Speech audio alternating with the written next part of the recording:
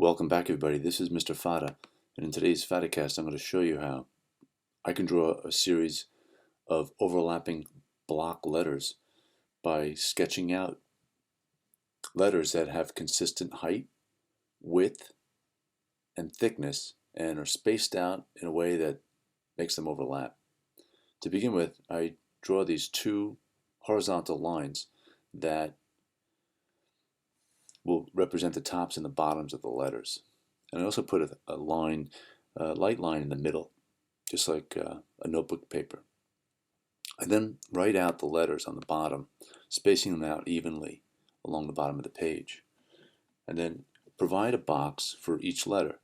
The boxes should be about the same height, the same width, and the same width as each other.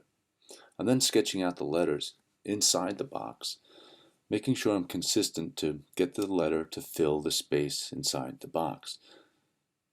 Touch the top and the bottom of the baseline and the top line. Make sure the middle of the letters match up to the center of the guideline in the middle. Now I'm going to add the serifs to the letters and establish the thickness of each letter. The serifs are the edges of the letters, and they should fill the box. In fact, sometimes they should overlap each other. So the R and the L, the A and the L should overlap. Flatten the tops of your A's, the bottoms of your V's, the stems of the N, and so forth. And now I'm going to establish the thickness of the letter by connecting the serifs to each other using parallel lines. As you draw, make sure you're drawing rectangles and curves that are the same thickness throughout the letter, that it doesn't get thin or thick. And sketch lightly. Sketch lightly. Think of them not as letters, but as shapes.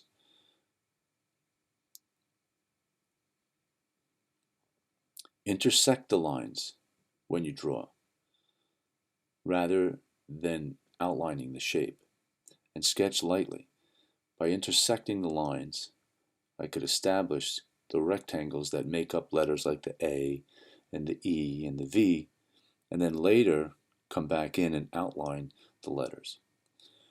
I then have to decide which letters overlapping which one, so the O will overlap the V will overlap the E, and so forth and so on. And then I come back in and I just darken the lines, making sure that I'm staying parallel to the other side of the shape that I'm drawing. Be careful not to let your letters get thick and thin within the letter. So then I just darken all of my lines, just disregarding or not paying attention to the guidelines or lines that aren't looking, don't look proper or don't look right, and just emphasize and darken the lines that seem to be correct. When you're finished, look back over the drawing, step away and hold it away from you, and then make adjustments that you might need by erasing some lines that might have been too inaccurate.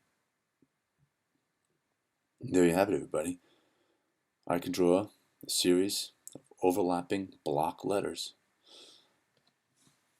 by drawing letters that are the same height, the same width, and the same thickness, while having the ends and the sides overlap each other.